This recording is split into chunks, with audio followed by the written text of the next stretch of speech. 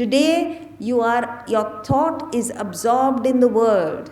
There is that gravitational pull towards the world. The world attracts you. So your mind and intellect, your entire personality has gone out into the world. And you're thinking of body, mind, intellect. I am body, I am mind, I am intellect constantly. Whatever you think, you become. As you think, so you become. So while the truth is that you are spirit, because you've been thinking of body, mind and intellect, you've become a weak, limited, finite individual. How to get back to the brilliance of Atman?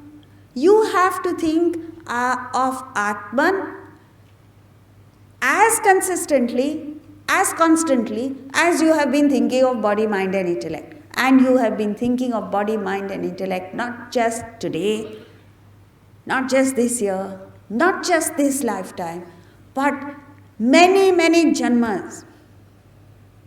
So to counter that, you don't have to put in that many more janmas of thinking. Fortunately for us, our thinking of the body, mind, intellect is unconscious,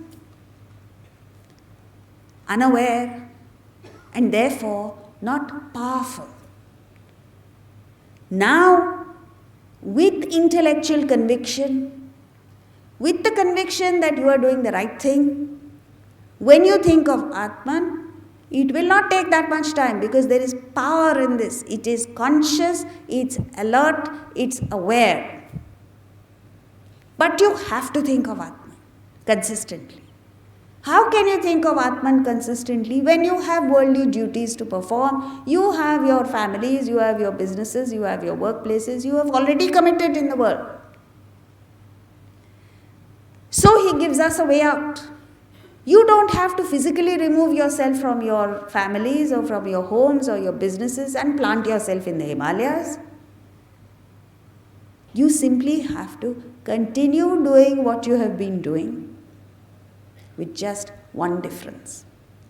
While you're doing what you're doing, shift your thinking. Don't invest in the world anymore. Invest your thought in the higher. Then what will happen? You will get detached from the lower, attached to the higher.